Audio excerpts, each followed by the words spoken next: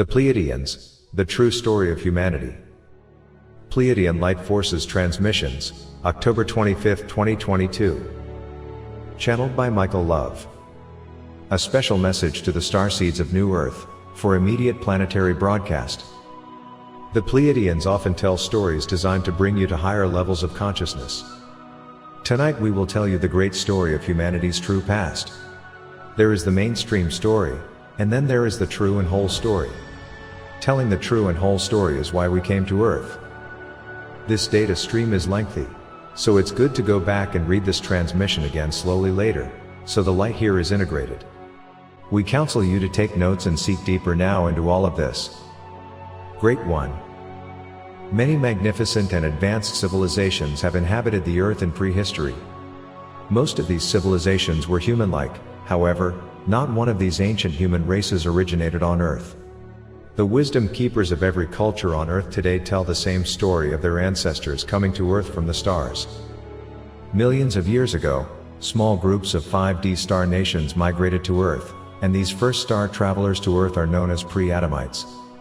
These grand beings were the Lemurians and the Atlanteans of prehistory, advanced humanoids from the Pleiades, and ultimately from the Lyra star system.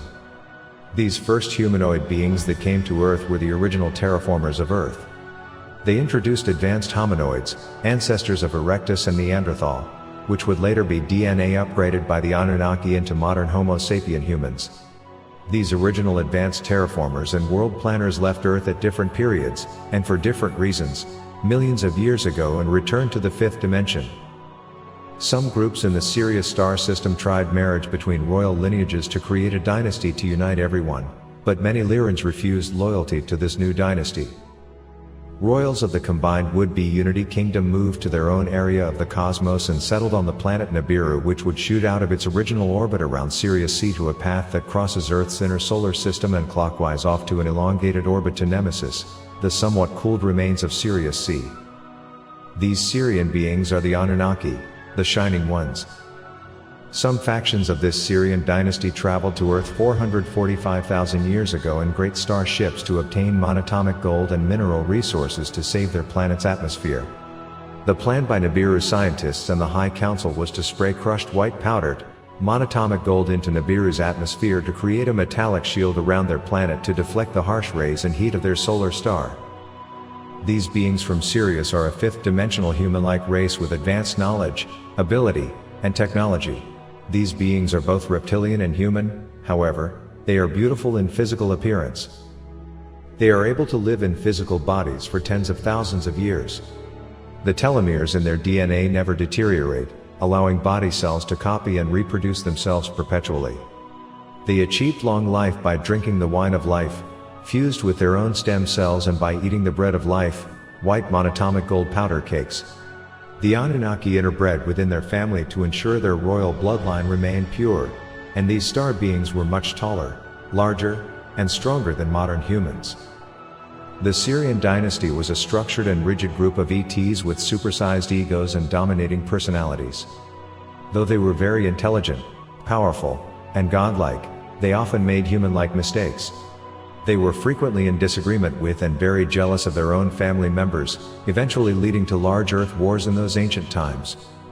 They believed in a prime creator god they were subject to, however, they also referred to themselves as the Anuna gods with the divine right to rule. Father Anu, king of the royal Sirian dynasty, his two sons Enlil and Enki, and their immediate family members are the primary star beings that played the most important roles in Earth's history. Any story about gods with supernatural powers walking the earth in ancient times is about these beings. These are the ones that from heaven to earth came down.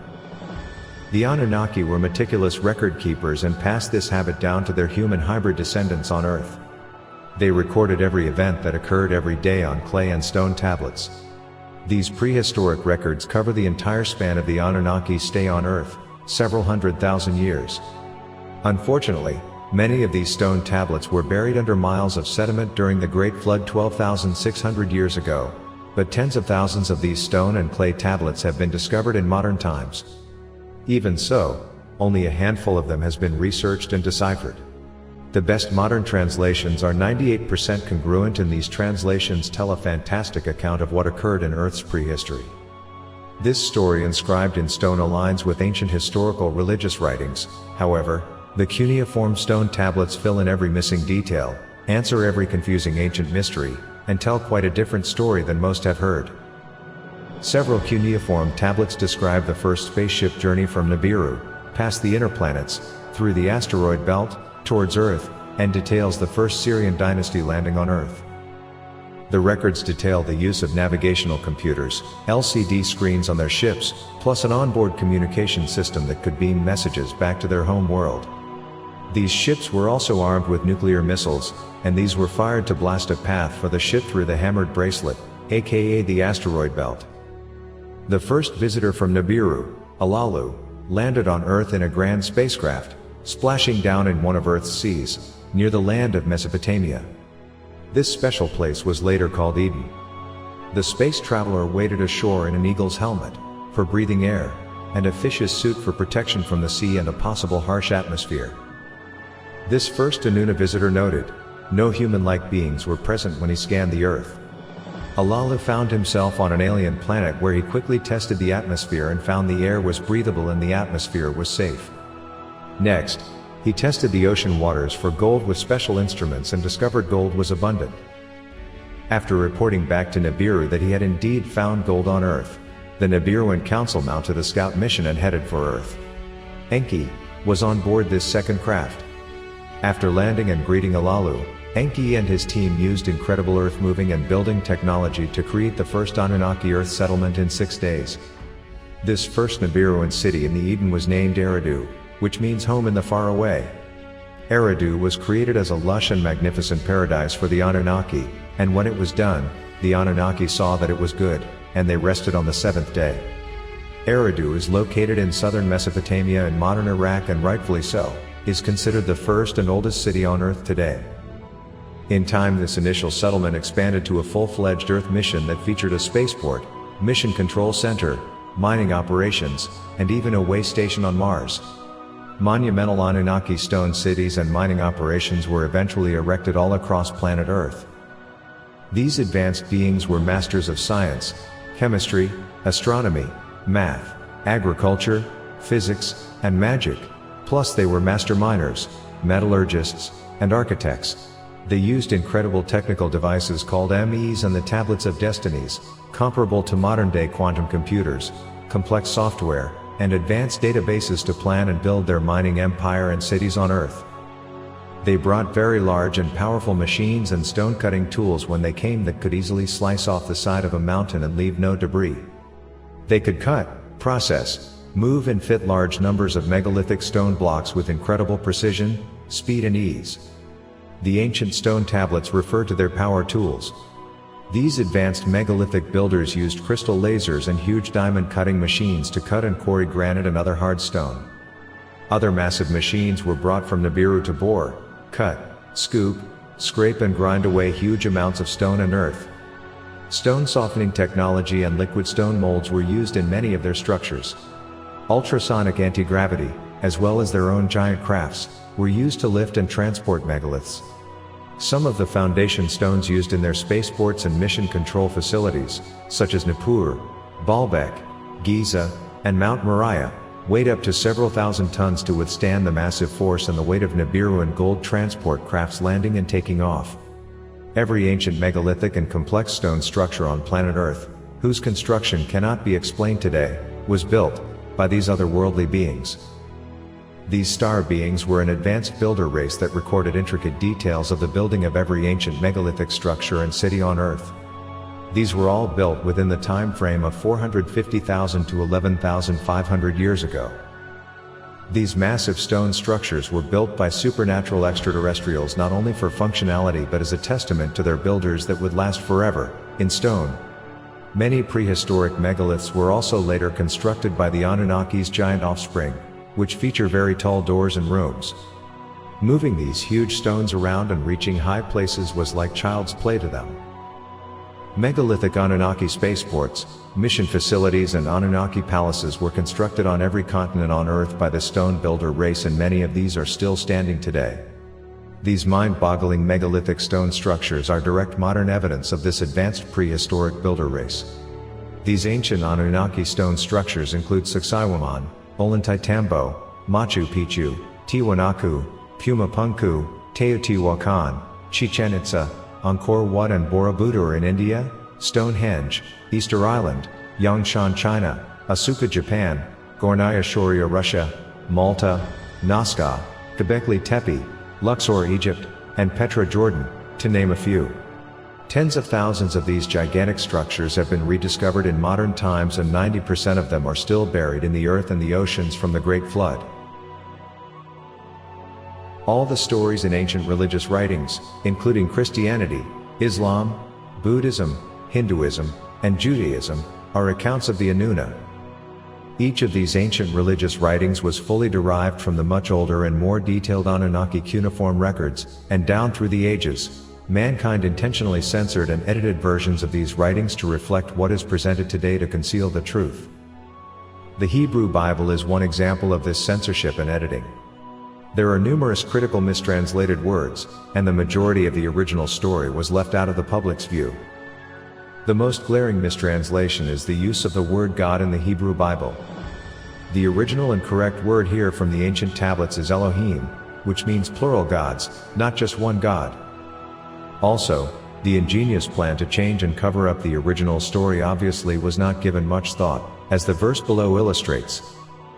Come, let us create man in our image. Who is us and who is our? Someone also let the truth slip twice when they left in, come, let us go down and confuse human language. The original stone records that contain the story of Genesis tell the exact story, except there are no mistranslations, and all the details are filled in. These plural, so-called gods are the Anunnaki dynasty, and specifically, they are Father Anu and his two sons, Enki and Enlil.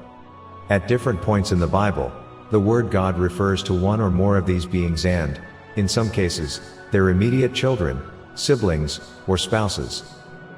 Anyone who reads the translations of the ancient Sumerian tablets will conclude that Brother Enlil did not care the least for mankind. He was a dominant controller that committed crimes against humanity like his father, Anu. Enlil is the god in the Bible that said, "Kill everyone in the city, including the women and children." He is the one who said, "I regret creating humans. Let them all die in the flood and wipe them off the face of the earth." At times he says things that give his personality away, like, "I am a jealous or wrathful god." On the other hand, Enki had a different spirit and was more compassionate and caring for humankind. When you hear of God in the Hebrew Bible getting upset, angry, or jealous, it is Enlil or his father. If it is God being loving and compassionate, it is always Enki. This is also why in one breath, the God in the Hebrew Bible says, "I love you more than anything in the universe," but in the next breath, he says, "However, if you screw up or sin, I will burn and torture you forever and ever." These mistranslated versions of the authentic original story with correct details left out can never make logical sense and can never help anyone. Again, it is plural gods, the Elohim Anunnaki, with different personalities operating in the Bible under the wrong label, single God. The story of the creation of mankind is another critical area where mistranslated and censored biblical texts lead to a serious issue. Add to this the modern concept of Darwinism and the distorted version of ancient history presented to the world, and the beings of Earth would never figure out where they came from and who they are. After mining the gold of Earth for almost 100,000 years, the lower-class Anunnaki workers, the Igigi, grew tired of the hard labor and began complaining to the Anunnaki authorities. They rebelled against the higher-ranking Anunnaki, demanding relief from their toil. The Igigi were referred to as Watchers as they were placed in charge of watching over the entire Anunna gold mining empire on Earth and Mars. This galactic labor dispute was the first of two rebellions against the higher gods that earned the Igigi the name, Fallen Angels. Gold mining operations on Earth had slowed to a standstill, so the Anunna authorities needed a solution. The Nibiru and High Council discussed the matter and agreed to allow the creation of a new primitive worker being on Earth to perform the hard task of digging gold. The High Council assigned the job of creating this new worker to Enki, his consort Ninmah and his son Ningazida, all master geneticists. These DNA scientists went to work in their laboratories and medical facilities in South Africa. Enki describes his lab as having conditioned air and wrote, "It was a perfectly white and sterile building." Enki fashioned the primitive worker in his own image and fused the DNA of the ape-like creatures that roamed the earth in those days, with Anunnaki DNA to create a new human hybrid. The Anunnaki were successful after many attempts in creating the first earth human, and they named him Adamu. This first man was placed in the paradise of Eden and cared for in the most loving way by Enki. It is written that Eve, Tiamat, was created soon after from the DNA bone marrow from one of Adam's ribs.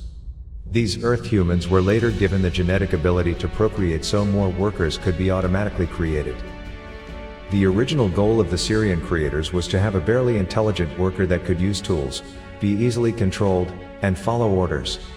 At first, the creators intently left the genetics above the second strand of DNA dormant in the first created earth humans.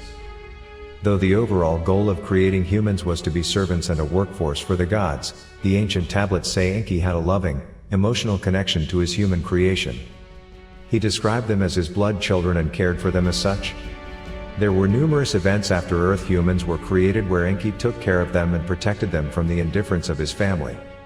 Enki made sure he gave humans the extra divine spark when he created them so they could eventually realize they were their own gods. After Enki saw the divine magnificence of what he had created, he said, "Earth humans are gods themselves and shall never be workers or slaves." Later on, in this human creation story, Enki went behind his brothers' and family's backs and gave humans the genetic fruit of the Anunnaki tree of knowledge and the divine spark of higher consciousness in the paradise of Eden. When the Anuna started this whole process of creating humans, they did not know the implications of what would unfold from it all. The truth is, they created something much greater than they were that contained the pure divine spark. Now, Enki had upgraded humanity to superintelligence, even higher than the Anuna. When angry brother Enlil became aware of this, he said, "See, the man has become like one of us, knowing good and evil, and now, he might reach out his hand and also take from the tree of life, and eat, and live forever." Enlil banished the first two humans from the Anunnaki paradise Eden, and overall the genes of human immortality were left in dormant mode. Even so, once again, Enki went all out and infused one of his human creations with the genetic fruit of the tree of long life, and these long life genetics were passed down to certain human children. This rejection of what Enki had done by the other Anunnaki, coupled with the interbreeding of Agigi males, the sons of God, with earth women, spawning hellacious giant children, was the beginning of the end for early earth humans. The Agigi, lower-ranking Syrian dynasty workers, aka the Watchers, that were stationed on Mars had entered a forbidden area of space during a gold mining transport mission. When they emerged, they were said to have been infected by the spirit of the Archons. After this, they began to lust strongly for Earth's human females. Together 200 Agigi swore an oath and made a secret plan to come to Earth and abduct human females as wives. The Agigi descended to Earth and landed at an Anunnaki facility on Mount Hermon at the southern edge of the Cedar Mountain Range to attend the wedding of Enki's son Marduk. On the mountain was a huge platform known as the landing place called Baalbek, meaning a place for the access of gods only. After Marduk's wedding ceremony, the 200 Agigi abducted human women and demanded the wives have offspring with them. They taught Earth females all manner of charms and magic, and the wives of the Agigi bore angelic/human hybrid giants as children that wreak havoc on a planetary level. The Agigi were also genetic masters, and they began to genetically combine animals with humans, defiling all flesh on the Earth. These Watchers' giant wicked children continued until the entire Earth became completely defiled, so the Anunnaki High Council decided to take drastic measures. The 200 rebellious fallen Agigi angels were brought to justice. Brother Enlil banished them to the lower parts of the Earth, as punishment for 70 generations. Soon after, around 12,500 years ago, Nibiru was moving through Earth's solar system on its 3,600-year orbit. The chief scientists of the Syrian dynasty in that Shar proclaimed a dire space weather forecast for planet Earth, as the massive planet Nibiru was coming in very close for a near-Earth flyby. After much discussion by the councils on how to remove the wicked hybrid giant children from Earth, and after Enlil presented his case against Enki's Earth humans, it was indeed decreed by the Father God Anu to keep the news of the coming Earth calamity from all beings on earth and to allow them to all be wiped out by the waters of the Great Flood. After the destiny of humanity had been decreed, Enki went out of his way to try to save humanity from what was coming. He managed to secretly save a few of his beloved human creations, Utnapishtim, who was Noah and his family. Enki also gathered samples of all DNA on Earth and gave them to Noah to ride out the flood in a magnificent ark, so he could repopulate and replenish the Earth after the Great Flood. The great winged red destroyer, Nibiru, then came close to Earth, and its magnetic net force was so strong that it completely overtook the Earth. As the gods watched from their ships above the Earth, the massive ice plates from the north and the south rushed into the oceans, and the mighty oceans rose 6 miles into the skies. The Ice Age was ended abruptly by the Great Deluge, and all of humanity and all that existed on the surface had been wiped off the face of the planet. During the first Shar after the Great Deluge, the waters had receded, and dry land appeared. The Syrian dynasty landed back on the surface of Earth and began at once to rebuild their cities and global gold mining empire. Enki's son Ningishzida, Thoth, was tasked with building a new spaceport in the land of Kem called Ekur, the Great Mountain, aka the Great Pyramid of Egypt. Enki lamented over his human creations, and there was much discussion among the family about all that had happened on Earth. After much contemplation, Enlil agrees that human beings should be made again, primarily because the Anunnaki still needed workers.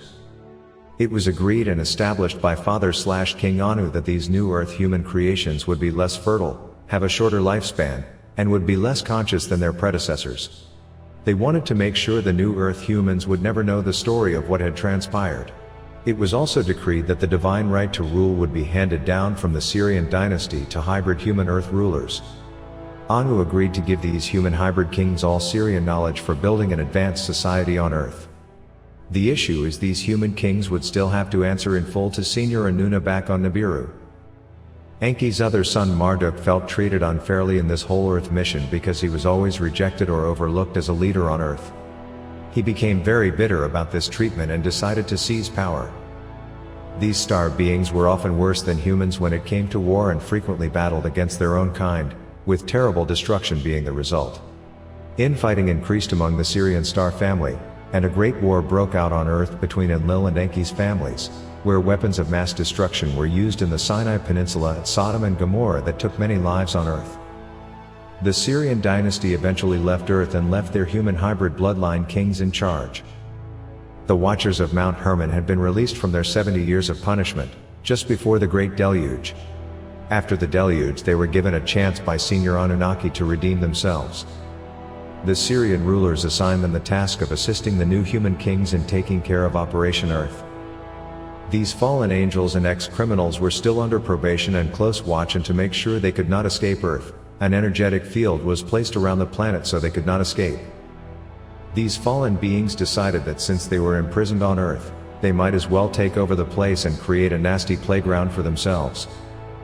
What's worse is bitter son Marduk eventually took over total rulership of planet Earth, and the bloodline hybrid kings of Earth have been under his authority ever since, along with the helper minions, the Igigi, the fallen ones. Marduk is still in control of planet Earth today. He is the god of this world, and he runs the show. If you're looking for the bad guy, he is the ultimate one. Is there truly a good guy in this story? Regardless of what the Anunnaki did as a whole on Earth, Enki is the true creator of humanity. He went against the entire Anunnaki dynasty to give humanity the divine spark that allows for higher consciousness and long life.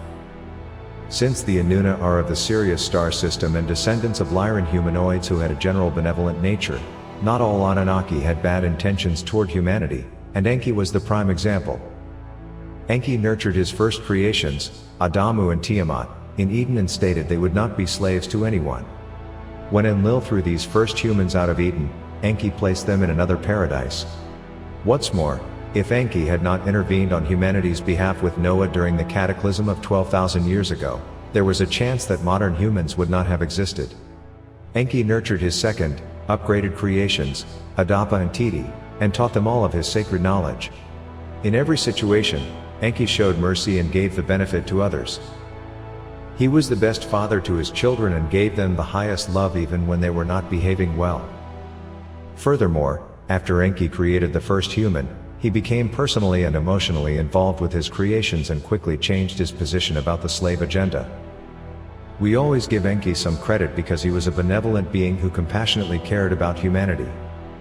In his own words, Enki wrote later how much he regretted what the Anunnaki had done on planet Earth, and he vowed to come back and make it right with humanity one day in Earth's future. Great One. This is the true story of humanity's origins and prehistory and is the correct events that have led up to now.